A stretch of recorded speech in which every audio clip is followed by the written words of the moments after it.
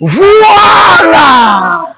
Match Baluki, opération Kaga M23.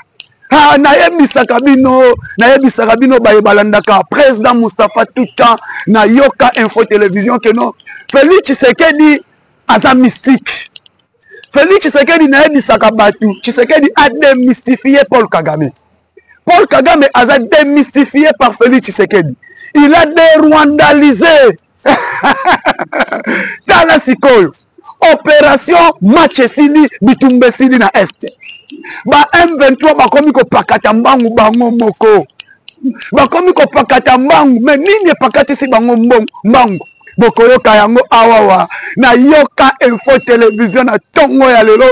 Ba nyonso ba mesana kolanda mwana mboka président Moustapha. Esengo ezali boza ebele. Nenge bozo ko s'abonner chaque jour. Bozo matisa ba j'aime. Bozo partager.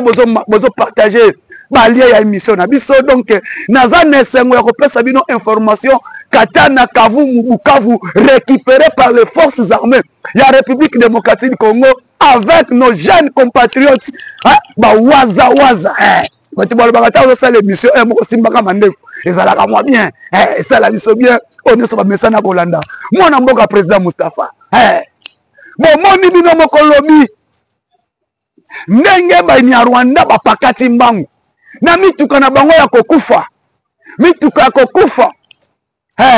bakomi kosala na sabotage bana o asilisi ba examen d'état na bango bakomi ko kanga bango plus de 800 jeunes bakangaki po nini po bazo sepela bazi exeta bokolanda yango awa wana yoka info votre chaîne chaîne de l'excellence oto benga na kombo ya yoka info télévision bokolanda yango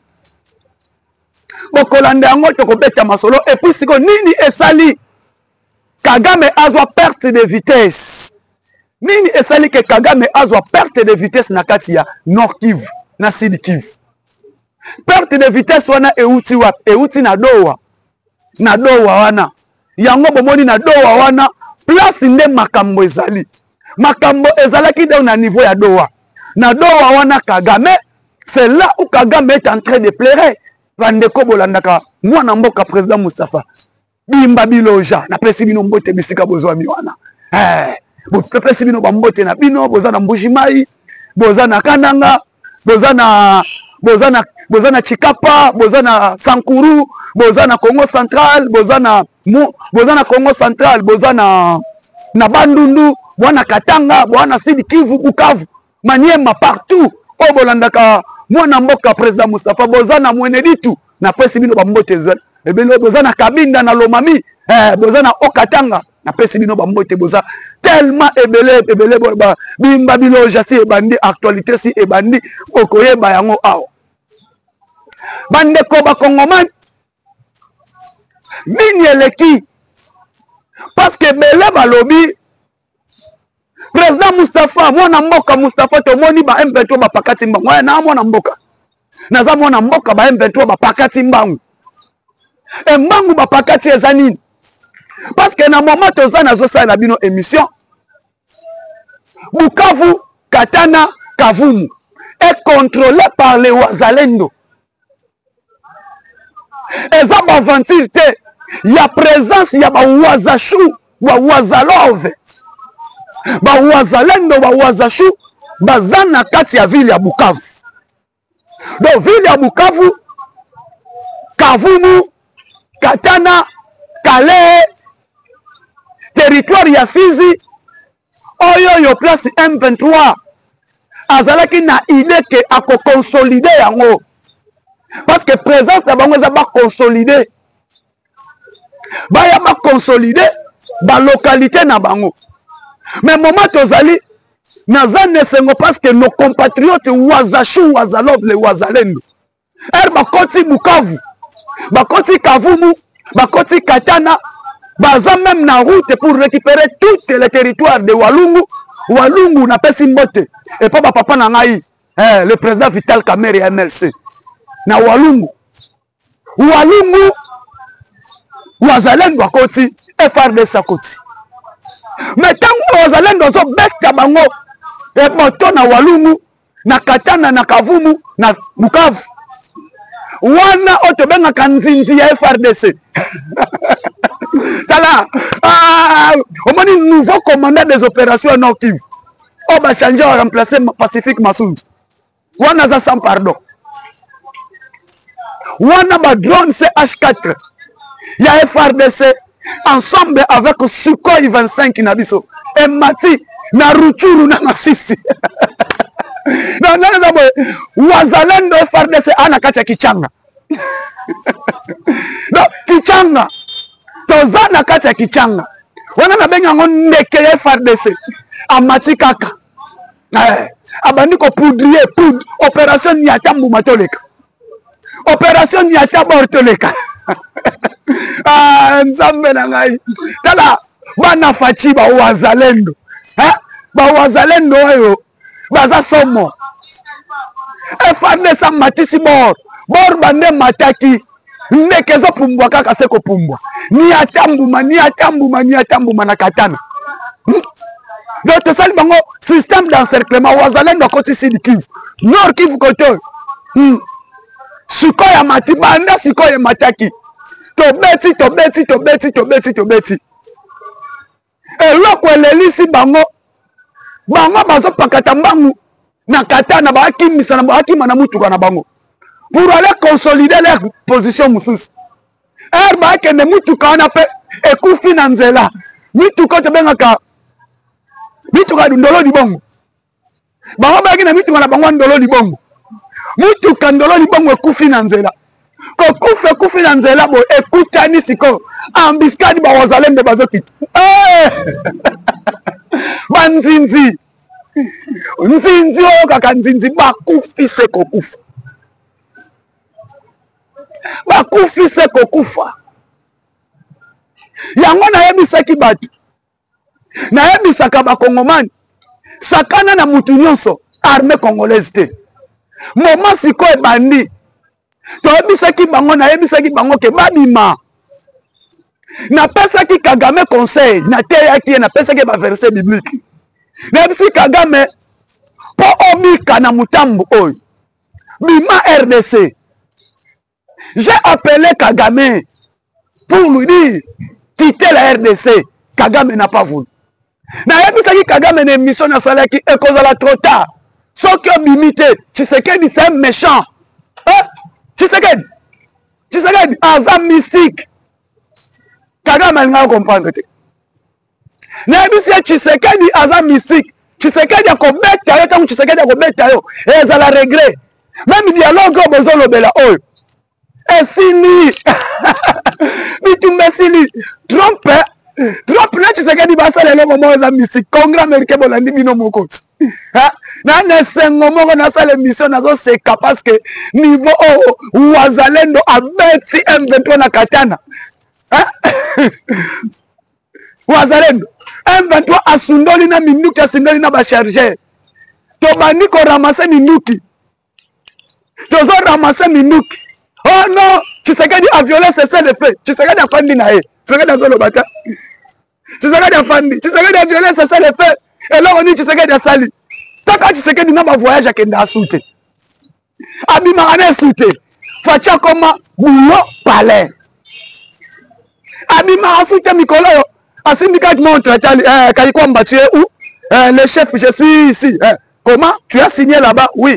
Viens. Moi vite. Wait. Biche, bim par chef. Tu es où? Tu as fini là-bas. Va me représenter là-bas. La diplomatie a déjà réussi total. Trump a émis Fanda. Yo na mongo za na mboka wana. Business ko tozoya. Business tozoya. Yo nyonso za na Congo. Na moni do kuna na Qatar. Miri ya Qatar amoni mwana mobali oyo. So na reve na tikali. Bolandi calendrier ya miri ya Qatar. Nani sabatu Tshisekedi aza mystique. Tshisekedi a démystifié Kagame. Donc il a dérwandalisé le système. Tshisekedi a bizarre. Bapakati mbangu na kavumu bitumba ebandi tant tolobisaki batu ke non, il y a la présence de wazalendo na Bukavu. Te bakomana na ndenge nini bakota na ndenge nini bakote ndenge nini bomona système bayoki ka boye bu wazalendo mpo azala soki akoti place asalaka video bavideo bandi ebima mais oyo bawazalendo ti bawazalendo barécupere Bukavu bazorécupere bakote na Bukavu M23 azopakata mbangu ye moko M23 asundoli minduki ye moko wazalendo a continué ici batukeno quand les wazalendo vont entrer na Bukavu les gens vont bakomona ndoto ke ba wazalendo bakoti Bukavu baya 3-4 territoires ya Bukavu ya Fizi ya Katana et ya Kavumu où il y a présence ya ba wazalendo et présence ya ba wazalendo esalemi ndenge nini ya wana loba lelo na nesengo na kosala mission oyo parce que bango bazalaki que non il faut d'abord Tshisekedi ne respecte pas les accords tant que M23 a lobby que Tshisekedi a violé cessez-le-feu signé na Doha toyokanaki boyete na Doha boyokanaki ndenge nini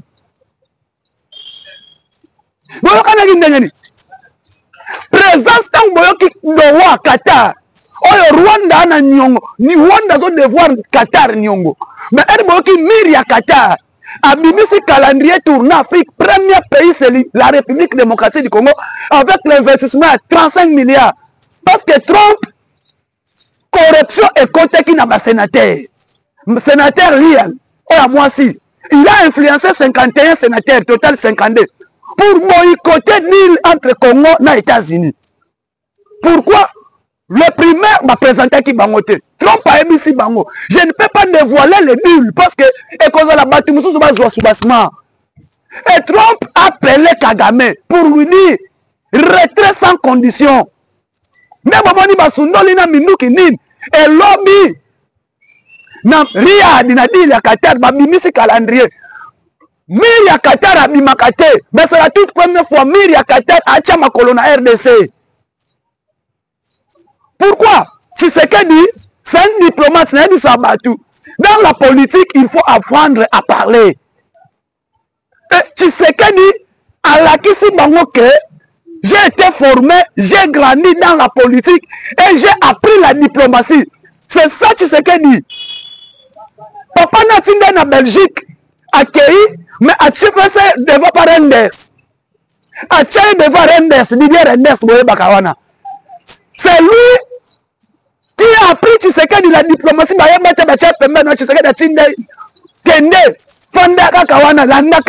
Tshisekedi a appris tout. Tshisekedi a longo la guerre.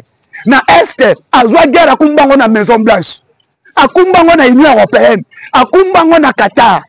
Et na Doha kuna, demandez-vous hier où se trouve Nanga, où se trouve Makenga, où se trouve d'ici moi. Et Mira Qatar est à l'OMI, Nazo Kitana Congo avec l'investissement de 300 milliards. C'est là maintenant, on a dit si battu. Gouvernement Oyo Bimi. Nazo Bango gouvernement Oyo, et ça gouvernement est mort né. Il y aura un gouvernement, on a beaucoup de surpris. Comment un gouvernement qui a fait 6 ans incapable de doter Onatra Moutou ya train? Demandons-nous. Onatra incapable de faire ça Moutou ya train. Moko. Un gouvernement qui a fait 6 ans incapable de doter Onatra bateau. Parce que l'élo, nous allons à RDC. Parce que Onatra est équipé, nous allons à Kinshasa. Nous allons à RDC, c'est Kinshasa qui souffre en famille. Pourquoi? Parce que le marchandise est au côté de Kinshasa. Et tant que nous allons non, on doit le dire. Parce que le chef doit écouter. Fatim Beto aye bien que non. Onatra c'est la locomotive ya Congo ya kolisa ba Congolais. Mais aujourd'hui, Paul et comment ya Kabila, Oyo et comment ya Kabila, Oyo et comment ya Kabila. Papa, Tshisekedi a documenté la famille Kabila. Bango moko bayaki na 640 carrés miniers. 31 500 km carrés. Ne réserve ya mine ya Congo. Tant que Tshisekedi a documenté ngo abengi mwana mwasi wana Kaikwam. Tchana sali peka. Tota kende bu documentation yango oyo Kichanga oyo territoire ya Walungu oyo territoire ya Walikali. C'est le territoire le plus riche du Congo, le plus minier. Walikali na Lubero. Non, Moni Kagame voulait encaparer. Nde Kabila pesa yango Kagame. Basio ya Kagame. Azwaka or, azwaka 3T. 3T, c'est les matières le plus recherchées du monde. Azwaka yango a exploité yango. Raison pour laquelle Kagame a une azana réserve. Il y a 12 ans, il y a coltan. Na sol Rwanda azana kolta te.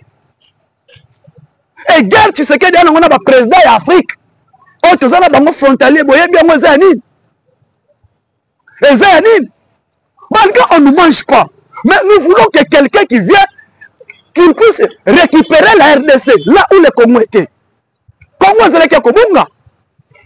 Mais Tshisekedi est venu premier combat pour récupérer la RDC. Comment vous allez te récupérer? On ne voit pas. Ton côté la colis après.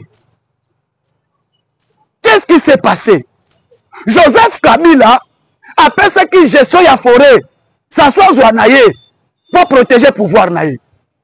Forêt équatoriale, ça soit écologie nabiso, ça soit Zouanaye pour protéger le pouvoir naïe. Azwa qui gestion ya Ituri, après si un pas Museveni, gérer naïe Zouaka or, minerai tout. Nous devons contrôler Azate pour protéger le pouvoir nanga. Azui gestion, il y a or, il y a Kisangani, il y a autre les bases.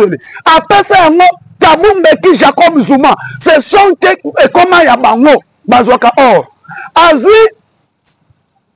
parti Moussous Yakare Minier, après si Moussa Faki Mamad, c'est le président de la Commission Union Africaine. Pour vous dire, quand le dossier ya Congo est qu'un Union Africaine, et qu'un commission pour traiter yango, raison pour laquelle Rwanda, l'Union africaine a tiré qu'on s'est prononcé que Tchilelo. L'Union africaine n'a jamais à se prononcer que Tchilelo. Tout n'a pas union surtout. Pourquoi le chef a accueilli? Mais pourquoi l'Afrique vous êtes silence? Quand le chef a compris, à côté Sikoy. À quel Angola, à Zut qui va être central, il y a pétrole. Oh, il y a mis sur le bassin du moine. Bassin à moine. Bloc pétrolier à moine. Après ça, Lorenzo. Lorenzo, à l'équipe Sabation, a été na RDC à exploiter le pétrole. Pourquoi? À protéger le pouvoir. Il y a un moment où Kabila était fort dans SADC, était fort dans East Africa Communauté, tout. Et aujourd'hui, je vous parle. Qatar a résilié contre na Rwanda sur le plan mine. Mais bon, dans 2 semaines, calendrier y a mis la Qatar et Bimi. Ah, ça la tournée. Et le tournée là, la République démocratique du Congo, encore la RDC, encore Kenya, encore quelques pays là. Et la RDC, c'est le primaire. Pourquoi il dit ce principal voyage à la RDC? Pourquoi? Parce qu'il faut signer l'accord. Et Trump a sali bango ndengeni. Trump a yobi boy. Je ne peux pas dévoiler l'accord entre la RDC. Pour le pays, nous devons comprendre. L'accord, le deal, c'est la RDC et les États-Unis. Même au moment où lobby avant-hier, fausse information est bimi, il y a un ennemi à Congo. Oh non, le sénateur américain, Baboy deal. Oh, le sénateur américain demandait à Donald Trump, à ce sa bango copie. Il y a deal, oh, a signé la RDC, bango peut passer la nini, bayeba. Malama que les congressistes, Congrès américain va voter à 100% deal États-Unis dans la République démocratique du Congo. Après qu'on votait, Trump a pris son téléphone pour appeler Kagame. Il dit le retrait. Pas question Makambouanine. Alors, j'ai eu la copie. Il y a un accord de principe signé à Doha. Maintenant, je vous demande pas question que comme Matete Kita. Le retrait de tes troupes en République démocratique du Congo. Et respect, il y a intégrité territoriale, il y a pays Moussout, il y a chacun. Et retour de l'autorité de l'État dans Nord Kivu, Sud Kivu. Bachaki Tembe. Lobby Bamoni Ango na Kichanga. Kichanga, c'est dans le territoire de Massissi. L'armée de la République démocratique du Congo, l'armée de l'air, il y a Congo, et Tambola qui lobby. Et Tango et Tamboli, le porte-parole, il y a Banyarwanda. Le porte-parole, il y a Banyarwanda, à lobby, Ce n'est pas ça conseil convenu na Doha. Na Doha, tu vas le 8 août, il faut Kagame M23, sa bonne volonté, na quitter RDC. Mais ils n'ont pas montré sa bonne volonté pour quitter l'RDC. Moni est tenu. Et pour le moment, ça la nine. Na Est. Comment ça la carnage. Raison pour laquelle quand j'ai dit les Tutsis, bazana amte. Carnage. Qu'on arrête, c'est pour l'examen de terre, qu'on gêne tout. Malheureusement, quand la Bible dit gardez silence et l'Éternel combattra pour vous, c'est ça qu'on s'est vécu au Congo. Parce que qui pouvait attendre? Le pays a été vendu. La balkanisation était là. Tout le monde va passer au Congo. On peut savoir 8 ans de gestion, il y a Grand Kivu. Par rapport à quoi? On peut savoir 8 ans de gestion, il y a Grand Kivu. Bon, gérer Grand Kivu par rapport à quoi? Vous êtes des Rwandais, nous sommes des Congolais. 8 ans, le pays nous appartient. Le Congo, c'est notre pays, le pays de nos ancêtres. Le pays nous appartient. Donc, on peut savoir 8 ans de gestion, il y a ni. Et 8 ans, on a besoin en côté. Pourquoi? La détermination du président de la République. On a un président pour le moment qui aime ce pays. Pourquoi? Les autres, il pouvait dire, bon, on a reçu la demande, on a signé encore en Rwanda. Nandimi on est sur Kagame lobby. Na dirige mboka na Kabila bando dirige mboka. Mais tant que qui a télé on lobby pas question. Et Mouzito le dit, na remise et reprise, j'ai aimé ma propos Mouzito lobby. C'est un patriote. Vraiment papa Mouzito, ceux qui ont eu lobby ko salem. En lobby, rien n'empêche. On doit changer la constitution parce que la constitution est Outarouane. On doit noter les Congolais, leur propre constitution votée, selon culture congolaise, selon coutume congolaise, selon social congolaise, selon mode de vie à Congo. Mais cette constitution n'engage pas mode de vie à Congolais. Il faut tout changer. Et puis, on doit tripler ce budget après fin de la guerre. On a un budget, on doit tripler. Quand Qatar y est mon lobby, lobby n'a pas payé pour Qatar et à lobby. Nani le accord nazalaki na ngona Rwanda. Je sais que accord militaire ba ke pepo ba annuler yango. Et puis tozoya na RDC to signé engagé na Congo. Investissement Qatar a pas besoin na ngona Congo c'est 300 milliards. Amérique c'est 3000 milliards de dollars américains pour 20 ans. Alors, tout cet argent là, ceux qui ba miyibi o ya Congo te ba yibi yango parce qu'on doit se liberté. Ba miyibi ya Congo. Un ministre qu'on appelle ministre du Travail et Prévoyance Sociale. On t'appelle Travail et Prévoyance Sociale. Donc, il faut prévenir social. Incapable de connoter mon Congolais même un menuiserie industrielle. C'est énerve.